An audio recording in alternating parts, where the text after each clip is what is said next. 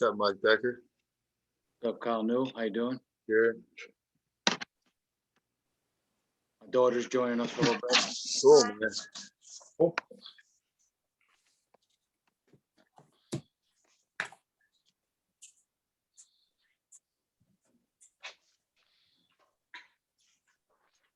I'm just gonna mute everybody, okay? So we can do that. Right.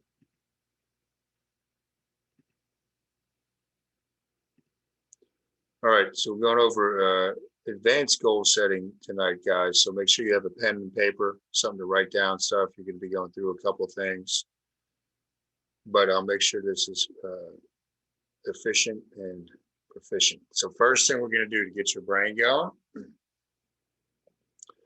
going to give you, let me set my timer here.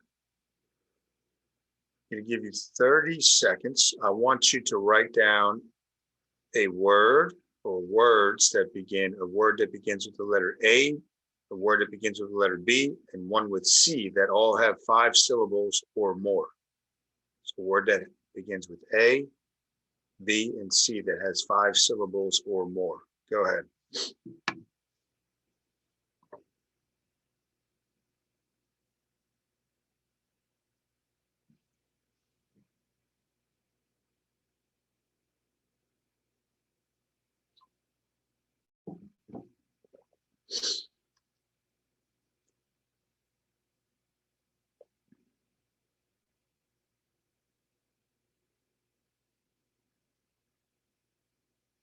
Okay, that's 30 seconds. Does anybody have an A? If you have an A, just unmute yourself. What do you got, Mike Becker? Automatically? Automatically. Good, you got it. Anybody got B?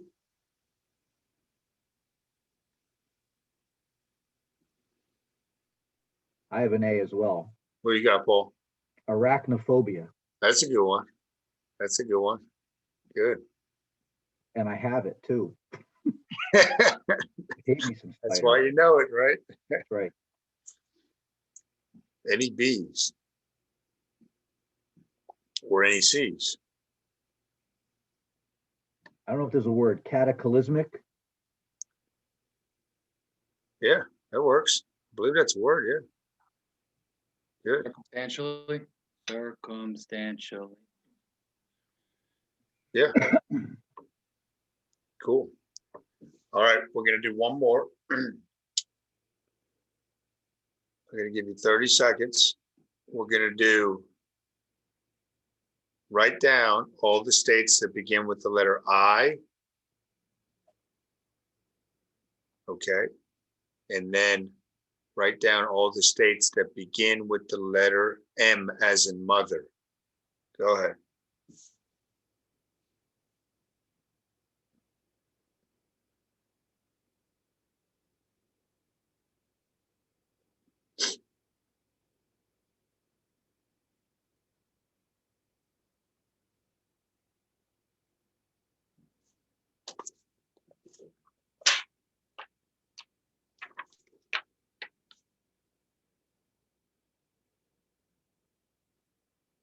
I'm going to give you 10 more seconds.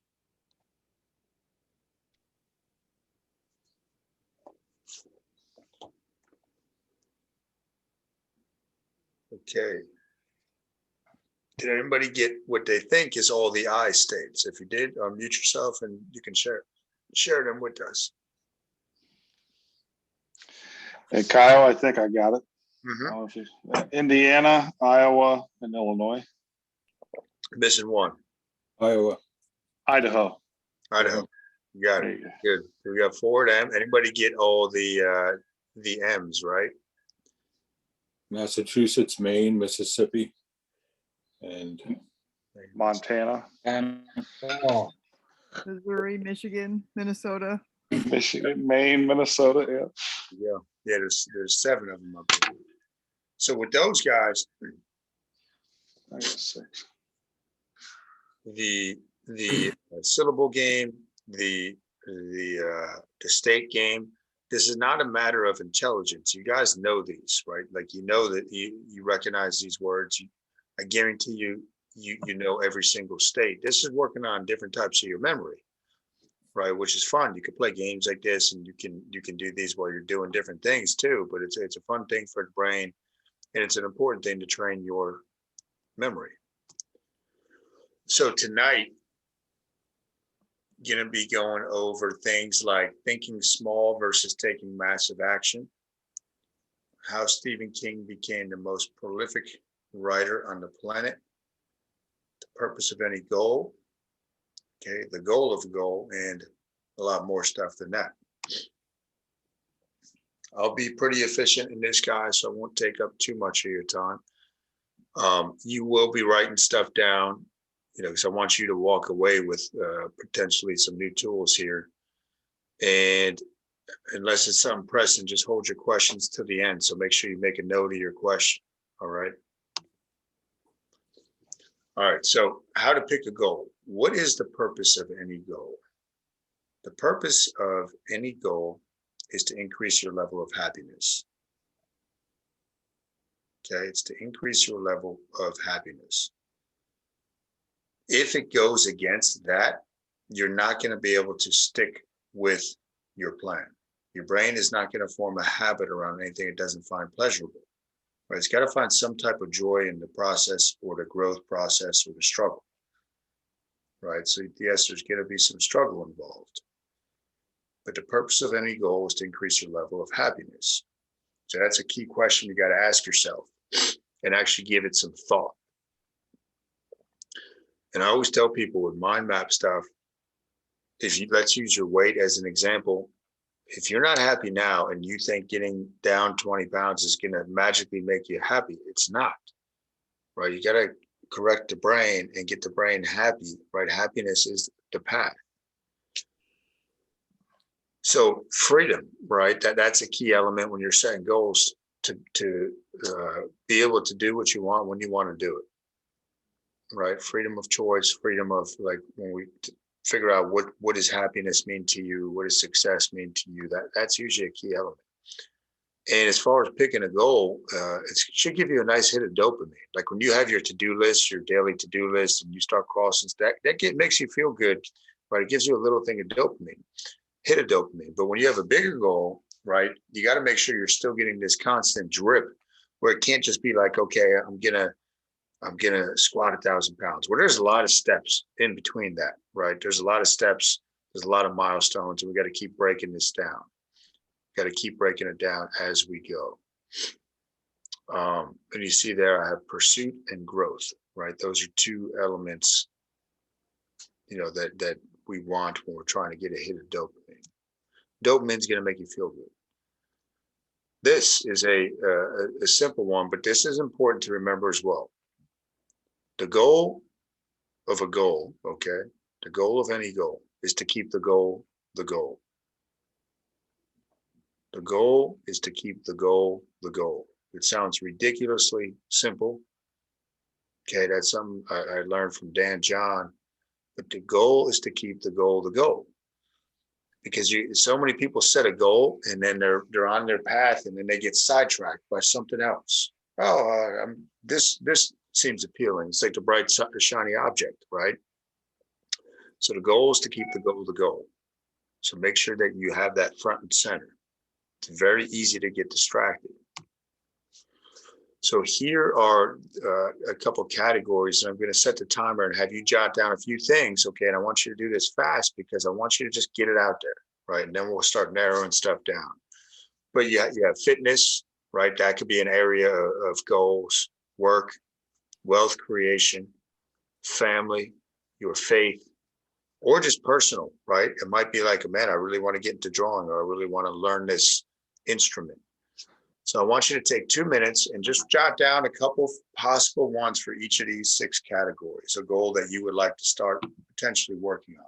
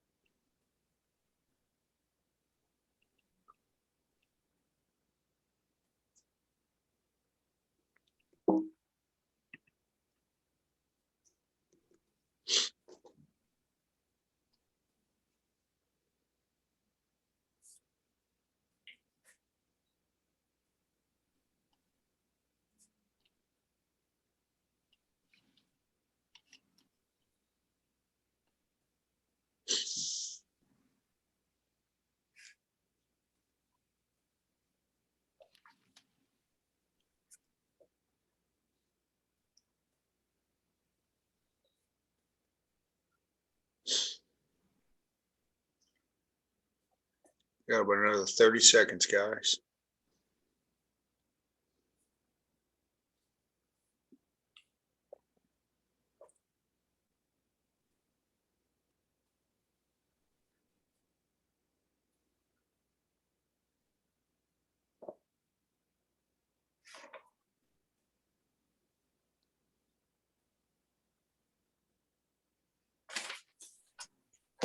Finish up those thoughts. And this is really just to get you started on that path. But one of the things you got to remember, right, is most people, they don't have any goals. Most people don't really give this too much thought. If they do progress and give it thought,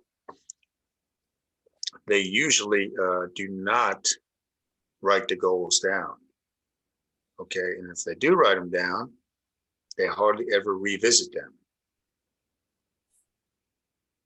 So the people that are successful in goal achievement, I guarantee you, from everything I've studied and people I've learned from, they are constantly writing down their goals, and by doing that, they're putting their attention on their goals. But you got to constantly put attention back on the goals. One of a friend had emailed me last week. He said, "How do you recommend that you write down your goals every day?" And the answer is yes. Right? When you write them down every morning or every night, or you look at them every night after you write them down in the morning, again, you're putting that attention on there. Right? Where your attention goes, energy flows, and the results are going to follow. There's a lot of power into writing down your goals every single day. So how do you know which ones are suitable? I mean, let's say you just came up with 3 for each of those categories. It's 18 goals. That's a lot. You're not going to be able to tackle them all at once, right? So sometimes we got to say, okay, which one should I be working on right now? So questions with these things: does it excite you and make you a little bit nervous? When you pick a good goal, there should be resistance coming back at you from that goal. And you could guarantee that on the way to achieving that goal, you're going to face a lot of resistance. That is like a North Star to me, right? That's one of the ways you know you're on the right track, when the resistance keeps popping up and trying to get you to stop or distract you.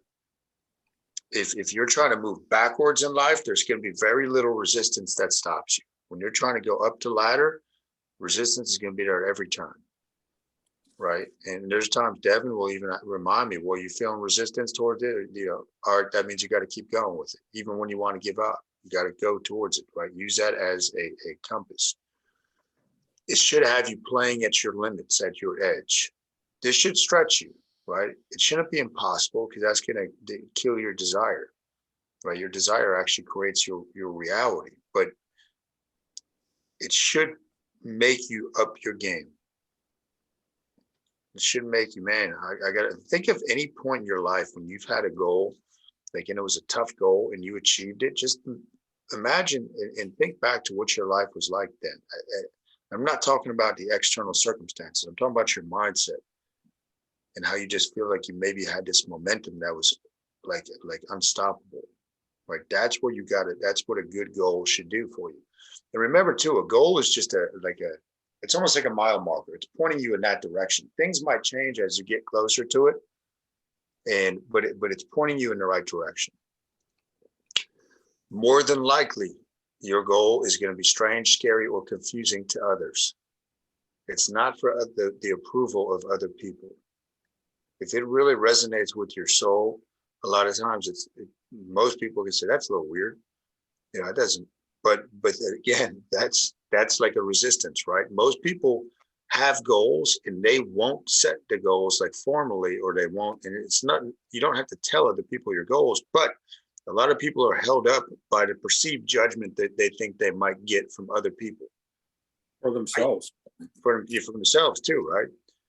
And it's like, the judgment's very threatening to your brain. It's a lot of people, I guarantee there's so many people that out there that have wonderful ideas and wonderful goals that are just in their head, and they never bring them to fruition because that perceived judgment, or that judgment that could come their way. So if other people do find it weird, your goals, that's usually a good sign that you're doing what makes your, kind of like your heart sing. And expect to be wrong. There's been so many times I set goals and it's either too easy, or winds up being too easy. I get a month into it, I'm like, this does not excite me. This is not really doing it for me, right? So it's kind of like an art setting goals, right? And the more often you do it, the better you get at it. You kind of know, like, okay, I got to break this goal down like this, or you'll know when to abandon ship. Like if it's like, man, that was just silly. It doesn't, and you're going to change as a person too. So depending how long that goal is going to take you, you might get halfway and be like, man, I got to go this way now. I'll tell you though, I tend to be stubborn with those things, and I don't like to let go of goals, even if I know, even when they're wrong. And I've done this several times in my life, where I should have just let things go, and was just so determined to make it work. Yeah, and there's No a matter time how wrong it was. right? There's a time for that, but you always got to view that in with probably next month I'll do something on time mastery for you guys. But your time is limited, right? So we got to know when do I have to stop with this and go over here? Well, those things you guys just wrote down. Take your pen or pencil and just circle 3 of them that are kind of calling out to you that you might want to address the next 3 months. So March, April, May. By the end of May, just circle 3 that you would be like, man, I want to go after these next 3 months, heading into the summer.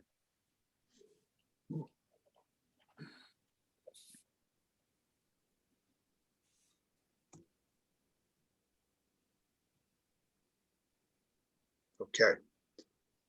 So again, this particular slide is about you staying focused. If you're going to pick one for the quarter, so like Mike, you were just talking about, commit for a period of time. So 3 months, it should be enough time to determine whether you want to stay on that path, whether it's a correct goal. Is it increasing your level of happiness and joy, right? And again, I don't say that meaning that everything's going to be roses, right? Struggle is part of daily living.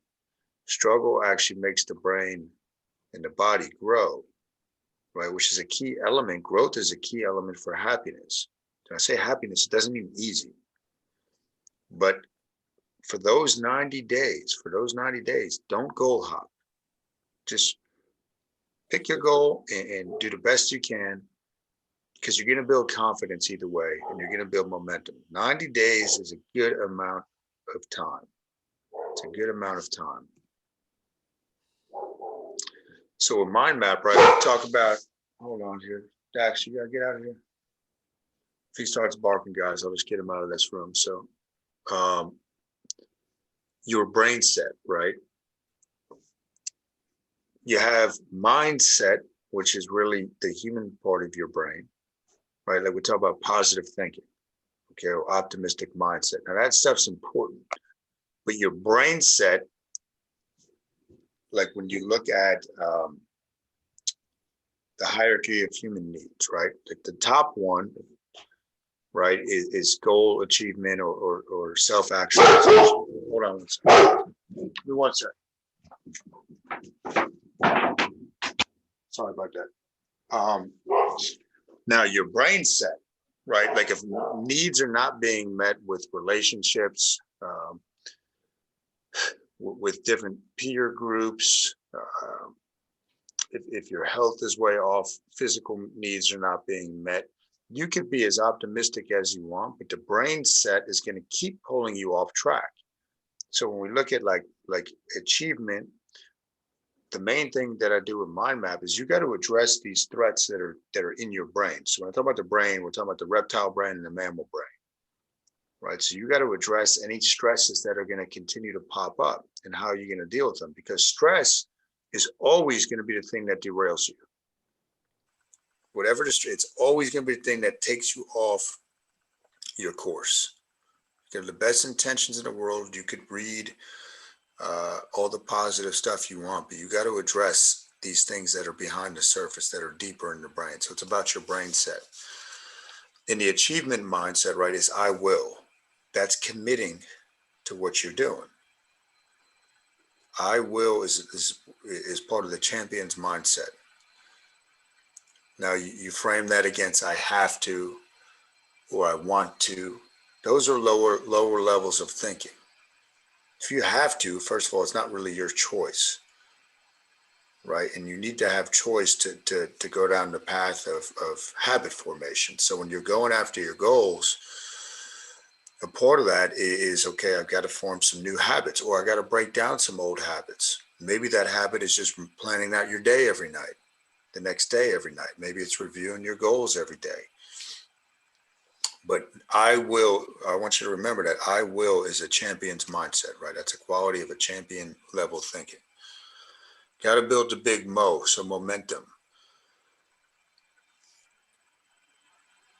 I'm a big believer that the morning routine, right, is going to be the key to your goal achievement. Your morning routine is essential. And you have a routine currently in the morning. You have to examine, is it serving the purpose? Is it serving your life's purpose? Right? So if you could start out every day, I'm not going to go too deep into morning routine with this, but even if it's just writing down your goals and your affirmations first thing in the morning, that's how you start building momentum. The hardest thing in the world to do, though, especially with all the distractions we have now, these screens all over the place and all this stuff, is to maintain your focus. And that's why I'm challenging you for the next 90 days. Focus on whatever those goals you narrow down, that even if it's just one goal, which is great, maintain focus on that. The easiest way to maintain focus is write it down every day. Write it down every day. We'll have something later in this where I have a way for you to gamify it, right? That's another way to constantly put attention on it, but focus is critical. So positive tension, the concept of positive tension, let's say you have this really big goal, right? And there's something called, and I might have this in one of the other slides, but pre-success failure. So when I was first starting out with bodybuilding, all I had in my mind was the day of the show. So the main show that I did throughout the years was called the Mid-Atlantic. And it was always in May. It was like mid-May. And the first couple of times I competed, the whole time leading up to the show, those couple months leading up to it, it's pre-success failure. Like, to me, the goal was step on stage and try to win. Right, so I'm leading up to it, and I could only achieve that goal one day out of this long preparation period, right? So it's pre-success failure, where you just feel like you're not there yet, and there's not really too much joy in that, right? But later years, what I would do is, okay, let me make these little micro goals out of this, systems that I could follow every single day on the way to my achievement. So every day I had this feeling of success and achievement. Was I able to, plan and prep all my meals and make the gym? A lot of times in those days, I was having to get to the gym twice a day. Was I able to do that? So positive tension, right? Or if I follow everything this week, I'll give myself a cheat day on this Saturday, right? So something to look forward to. So positive tension, where it's not so far out that you can't see it, but it's there and you can achieve it, but it's still going to be a little bit of work.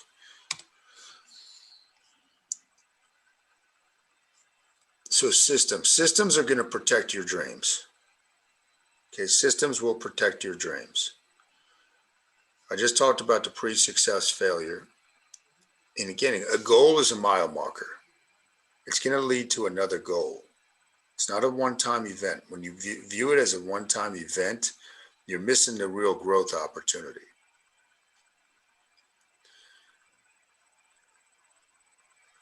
When you're thinking of your goal, part of the system has to be something that can be broken down. Let's say it was weight loss, right? Well, it might take you over a year to lose 100 pounds, maybe more than that. But what's the daily system, right? Water intake, sleep, things like that. So you start breaking the goal down until it's small. So I'm going to go over thinking small in a minute. Now, this is an old picture of Stephen King. So I love, the horror genre, and I love, Stephen King's work. So when Stephen King started out, he was working in the public school system up in Maine, I believe. He was still up in Maine. And his first book, Carrie, he wrote pretty much when he would take a bus to school. I don't even think he had a car, but he would write on his breaks. And he didn't think it was going to amount to much, but every little break he had, he wrote.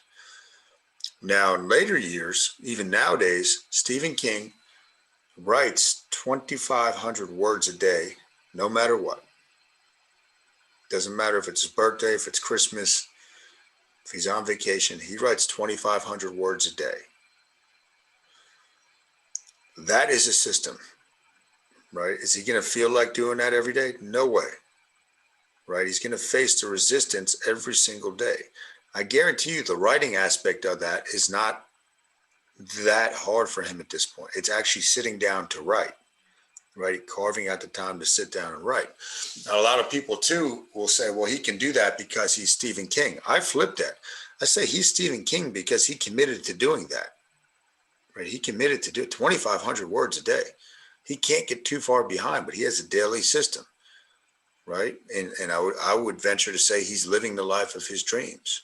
I mean, he's an artist and he's getting to create every day. So that's how he's become the most prolific. I mean, I don't even know how many books he has now, but the guy just pumps them out left and right. So this is a key thing. The most confident person in any room is the person that has the most certainty. Okay? You gain certainty by where you're putting your focus. If you constantly put your focus on the same thing, you're going to be certain that, okay, at least this is my path that I'm following. So the most confident person is the person with the most certainty. So that's another question you got to ask yourself. Where am I lacking certainty or clarity, or how do I enhance that? Yeah, most people, guys, are going through life they're just going through the motions. They don't have any bigger goals. They don't have anything that they're going after. When you meet somebody that knows where they're going in life, they come across as they're certain. They know where they're going. They put a lot of thought into this. And a lot of the thought, it's not that they necessarily got to create these new things in their brain, but they're focusing day in and day out on what they want to achieve.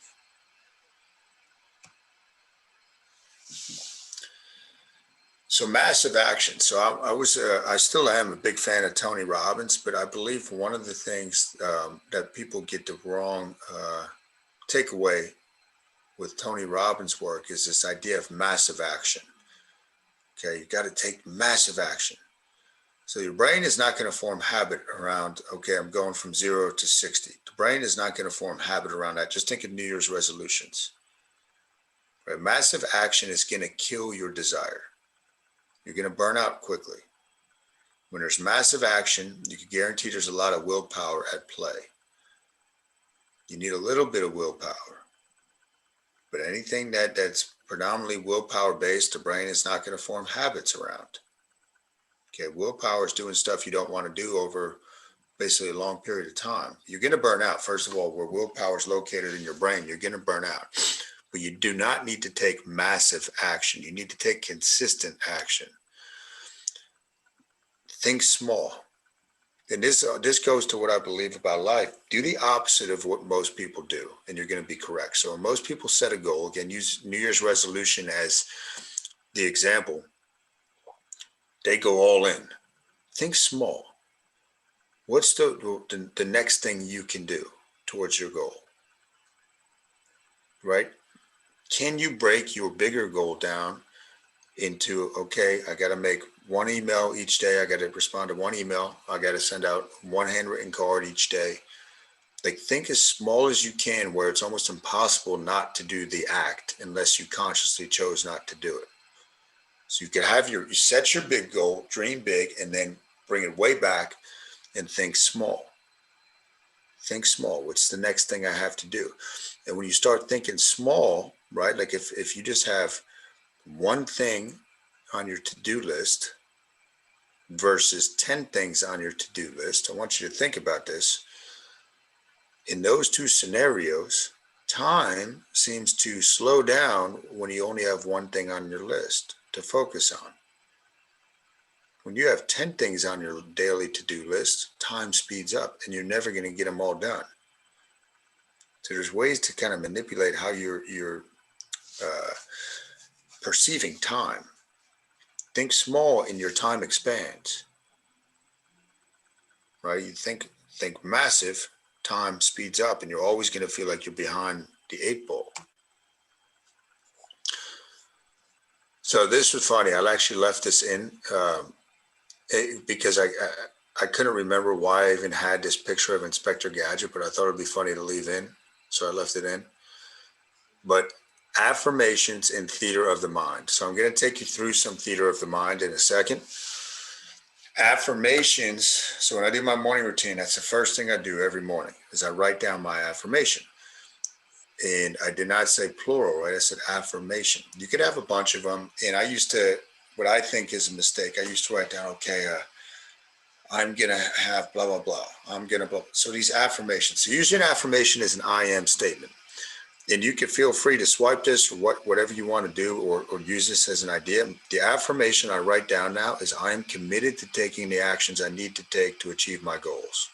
And I write that down 5 times in cursive.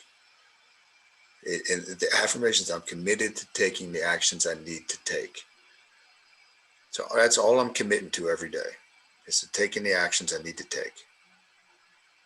Right. So that gives me complete power over my day. Am I going to commit do I have the I will mindset?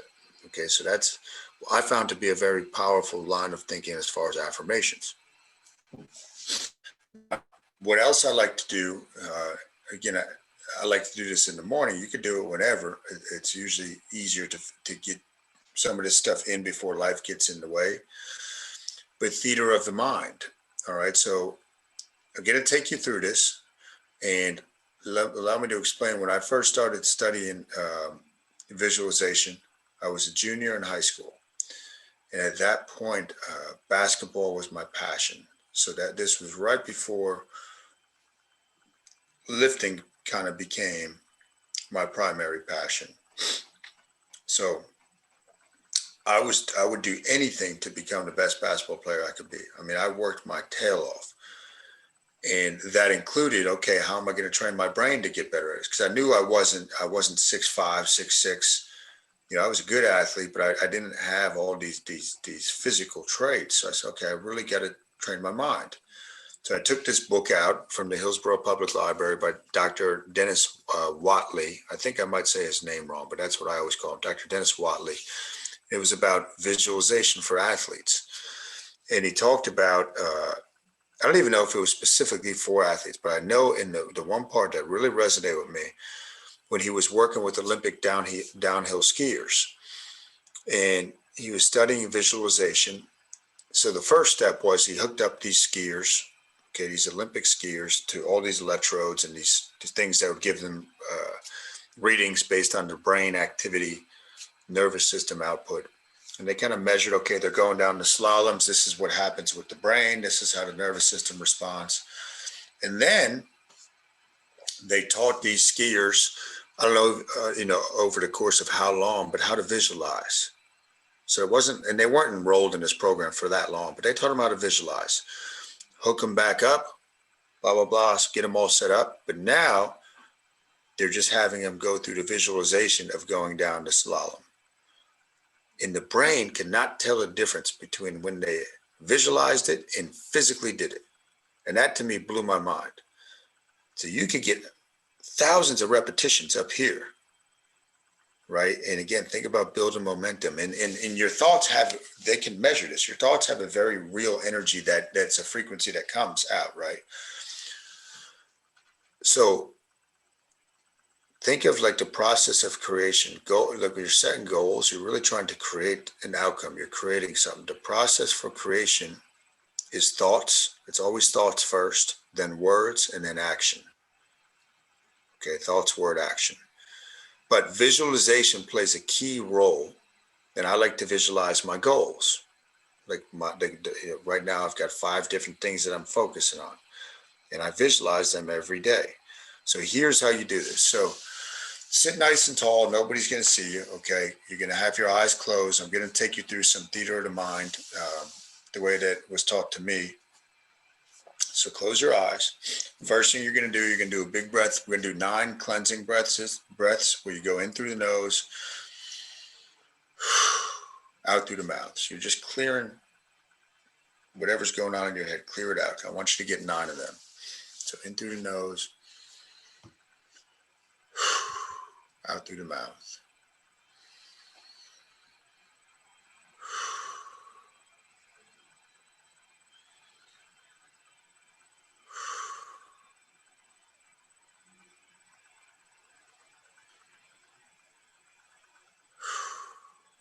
Okay, continue with your breathing, in through your nose, out through your mouth. And what I want you to picture is you're walking down the street, could be any street in the world, whatever comes to mind. I want you to picture what you're wearing. I want you to picture yourself larger than life. You could be 10 feet tall if you want. And you're walking down the street, and across the street, you see a movie theater, and it's got your name on it. So, Mike's Movie Theater. You walk over to that movie theater, you open the front door, you go in, and one of the movies that's available is the movie of your life. So I want you to purchase a ticket for that movie, pay for it. Now you're walking down the hallway. You go to the ticket collector, give them your ticket. They tell you it's the second theater on your right, down there. So you're walking down. You open the door. You go into that theater. So I want you to picture this. You're the only one in there. So I want you to pick whatever seat is calling to you. Pick that seat out. Walk over. Sit down in that theater seat. I want you to look up and you're going to see the screen. So with the screen, it's very important that you have a frame, like a frame, okay? Because we're going to use that too as a frame of reference. You want this to have boundaries. So you see the frame of the big screen, and now the screen comes to life. And what I want you to picture on that screen is literally something that has already happened in your life that is one of the best memories that comes to your mind. So I want you to picture one of the best memories you've ever had. There's no right or wrong. And on that screen, you're going to start watching, reliving that memory. Picture as much detail as you can. Picture who was with you. What was the weather like? Was there certain smells in the air? Start visualizing on the movie screen this great memory. I'm going to give you a minute or two to do that. Once you get through it, run it through again. Add some speed, slow the speed down, whatever you want to do, add some elements to it, but I want you to picture this.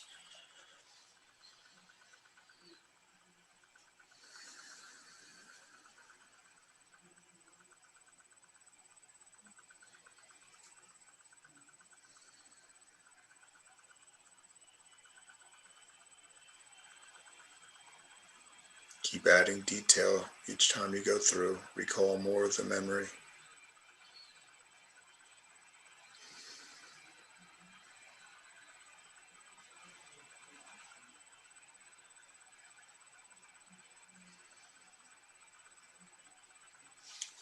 Finish up that scene wherever you're at in that scene. Keep your eyes closed, and now the screen goes blank. So that emotion you felt from that memory that already happened in your life, I want you to get up and go pour that emotion into the projector. Okay? Go back and sit down. Now the screen comes to life again. Only this time, what you're going to see is one of those goals coming to fruition, coming to achievement, one of those goals that you circled. So I want you to start watching that movie. What does that look like? Picture it. Picture who's with you. Picture what you feel like. Picture the details of you achieving this goal. And I want you to run that through a few times on the screen.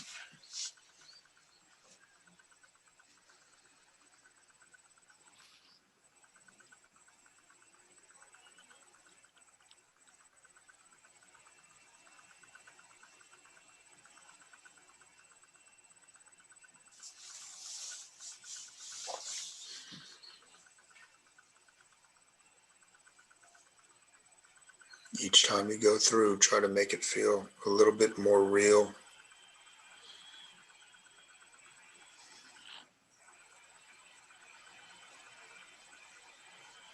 Add as much detail as you want to that scene.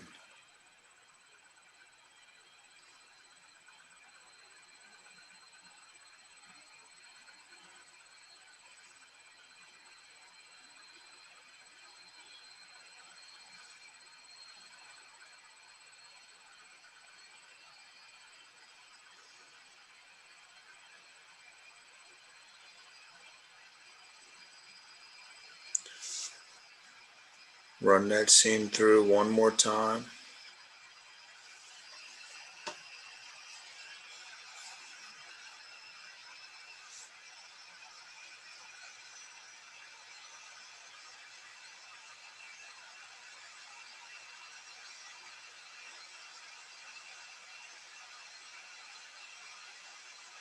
And bring that scene to a close. And open your eyes. So that was only about 5-6 minutes, guys, of theater of the mind. It's very powerful, especially if you do that every day. Now, 1 minute is better than no minutes. You could spend as much time doing that as you want, but think small. If you say, I'm going to commit to 30 minutes of theater of the mind every day, it's probably not going to happen. Can you commit to 1 minute a day?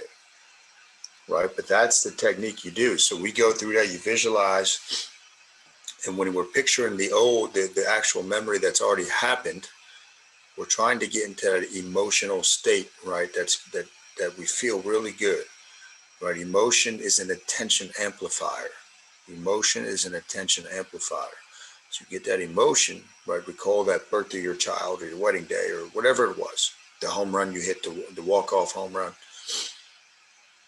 And now you visualize the goals that you're also writing down every day. Now you're picturing them happen. You're picturing it, you're seeing it over and over and over. Okay, so I tell you about the affirmations in theater of mind because to me, they're critical for goal achievement.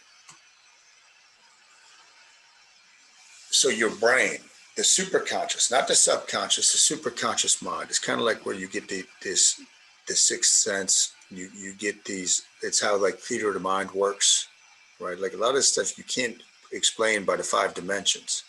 But I'm telling you guys, this stuff works, right? I've seen this so many times in my life with picturing stuff and unexplained powers, right? Let's call it that. But your superconscious mind, when it's either relaxed, okay, or hyper focused. So hyper focus would be like when you're in the state of flow. Like sometimes you just get it and time seems to just stand still and you're just in flow, right? Like great athletes talk about being in a state of flow, like where they just can't miss. Every shot they take is going in. Or when you're relaxed, right? So you don't want to have tension as you're working on your goals. You don't want to worry about whether you're going to achieve them. Worrying is not going to do anything. And by the way, like a lot of people say, oh, I tried visualization, I can't really do it. Anything you do when you first start doing it is going to be awkward, meaning you're creating new pathways in your brain. It's going to feel like, man, I'm not that good at this. But you, and I tell people this all the time, you know how to visualize. You're a master at it. And how do I know that? Because we all are. Because worrying is just negative visualization, right? Worrying is negative visualization about something that might go wrong. right? And that seems really real to you when you get worried about something. So just flip that, right? And use it to the positive. But the relaxed mind, right? Or the ability to be hyper-focused. You need to be well-rested to have either of those states. And I'm talking about well-rested over a period of time. You're going to have nights where you don't get as much rest, but over time, right? You got to, this spiral right here that I drew. I don't even, this was one of my, that must be in my journal. Like people will think about work, right? Like let's say they're working towards their goal and whatnot. But as you increase one side of this spiral, you got to give attention to the other parts, play, rest, and pray. That's how you create a hyper-focused mind, the ability to hyper-focus, or a relaxed mind, right? There shouldn't be this tension, this overwhelming tension when you're trying to get to your goal. So progress and planning. If you look up Stephen Covey, so he wrote a lot of books, but the 7 skills one, I think it's the 7 skills of highly effective people. I read a long time ago, but the main thing that stuck out to me, he had these quadrants. He had a quadrant, I should say. And it was a combination, like on one side, it was important or not important. And let's say on the top, it was urgent or not urgent, right? So you had 4 possible combinations. Quadrant 2, okay, is stuff that's important but not urgent. It's important but not urgent. Stuff like relationships, planning, preparation, self-improvement. Quadrant 2 is where you should be spending majority of your time. But it's the quadrant that gets the least attention because it's not urgent. You think about stuff that's not important, but it's urgent. My cell phone, I got a text message, I got an email, and if you can focus on quadrant 2, or at least when you're planning your week or your day, just look at quadrant 2, because it's going to give you a lot of guidance, right? This is where I got to put most of my attention. But for most people, they put very little attention there because it's not urgent.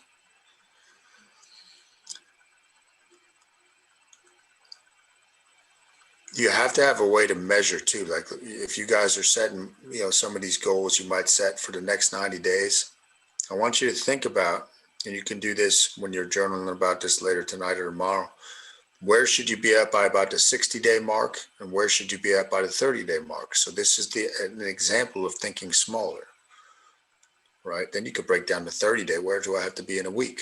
Where do I have to be in 2 days? You could break it down as far as you want. But you got to have some type of benchmarks, right? You're keeping score. You're keeping score.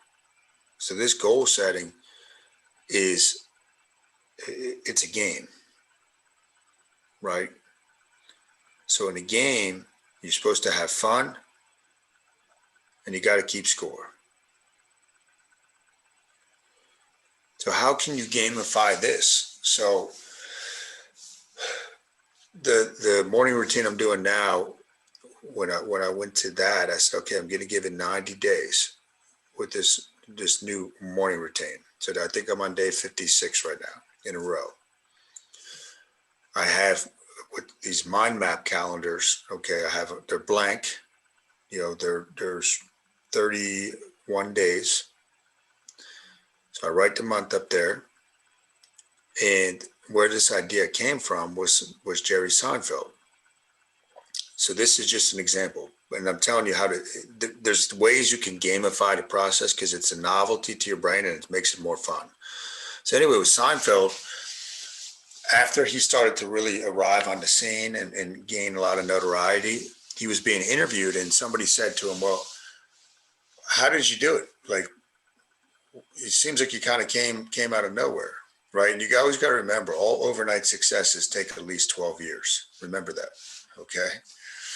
But he said, well, I goes, I got these 2 wall calendars, took up 2 years worth of time, like those giant wall calendars. And he goes, I committed to writing 2 hours worth of material every single day.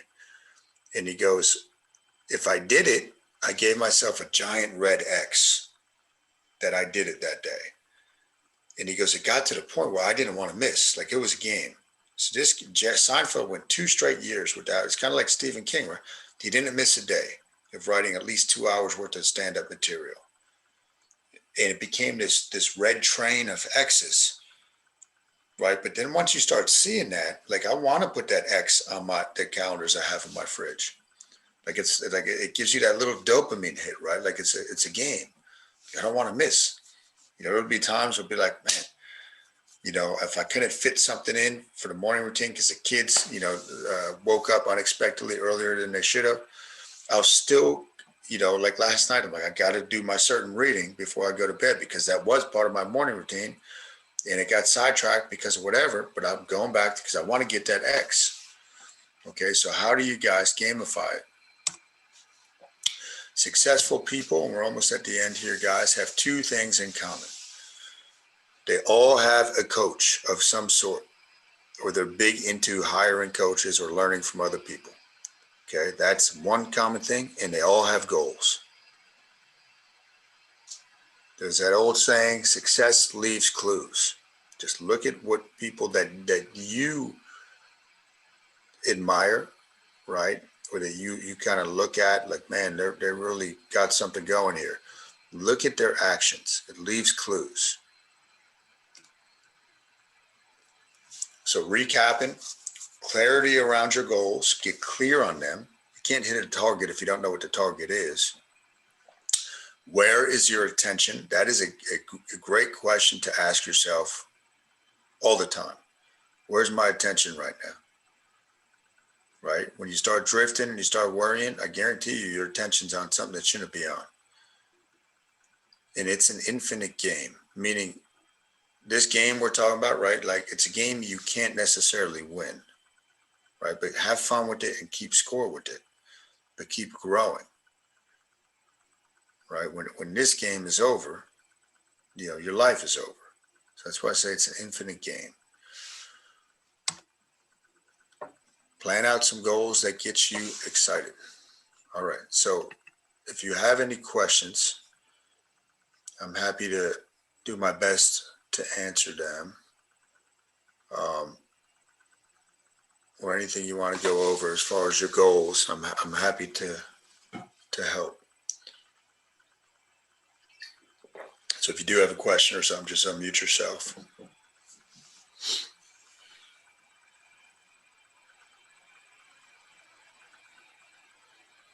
The main thing, guys, is make sure you have at least one goal that you're going to work on the next 90 days. You start building that confidence, start building that certainty that I know how to set a goal and achieve a goal, right? That's the certainty that I talked about. The most attractive person in any room is a person. So it might not, you have a system for setting goals now. Take what you can from this that resonate with you and use it. But now you'll have a system. Okay, when I'm setting a goal, I know the system I got to follow. Right? And then you start setting, and you go in with that confidence that, hey, man, I can do this. Whatever I put my mind to, I can do. And it's just because you have a goal setting system. That's all it is. What you got, Mike Becker? Anything? I always got something. No questions at the time, but this is very helpful.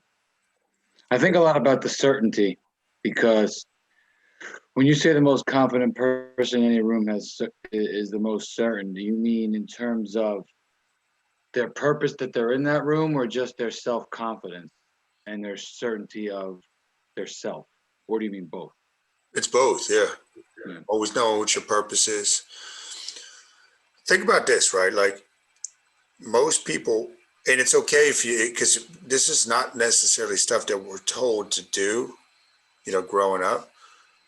But how many people do you know, Mike, that know what their life's mission is? Very few. Very couple, few. but very few. very few. And it seems like so obvious when you ask, when you say it, like, shouldn't that be one of our primary focus, is figuring out or getting clear on what is my life's mission? And those people, I guarantee you that know what your life's mission is, people are attracted to them. Like, people want to be around them. They kind of draw people to them. And if people can't even put their finger on it, but it's like something about that person, you know, and it's just they're on a mission, right? And that certainty is very attractive. And again, I'm not talking about like external beauty or anything like that. It's just like this is attractive. Like, and then you want to be, you're drawn to it. Because I think we all have that within us. We all have this desire to become what we're meant to be.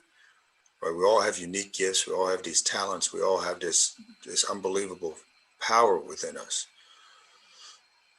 So just give that some thought too. Like, what is my life's mission?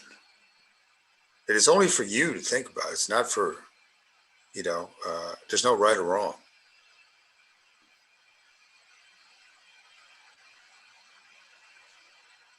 Anything else, guys?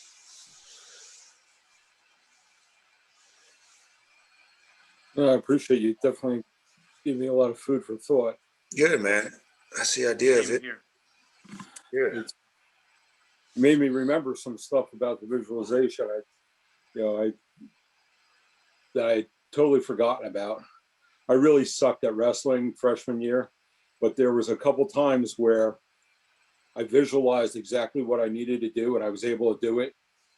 I didn't do it for the rest of the next 6 weeks, but it was such a powerful tool, and I just forgot about it over the years. So now it's time to get back to it, right? Well, it fits in so much stuff. But you gotta do it. Yeah. That's where the coaching comes in. Because if you because I feel the same way with a lot of things. And it's like, oh, if you just had the right person just in your ear every now and then, it's like, oh yeah, I would do it, Yeah. Yeah. And it's, always go back to where's your attention? Where's your focus? What do you got to focus on? Think small. Visualization example, start with a minute a day. Whatever it is, whatever that you could commit to. And it's not okay to just float along. You have to make a choice. Yes. And take your goals. You can't just wait for something to slap you upside the head. Mm-mm.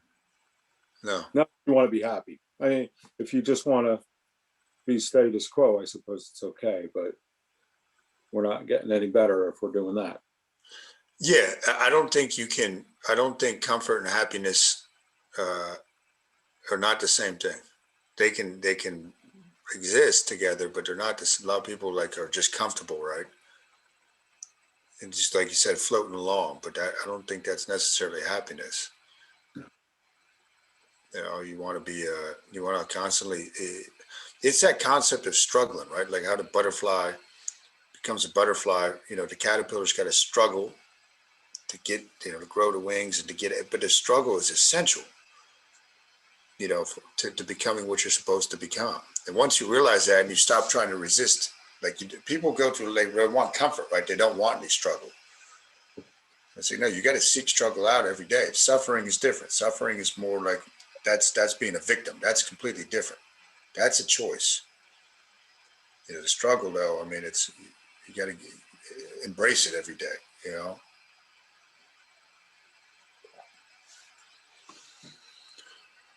All right, guys. Well, if there's no other questions, I will put this recording up somewhere in the tribe and on Facebook, and I'll put the slides up too. I'll put them in the tribe.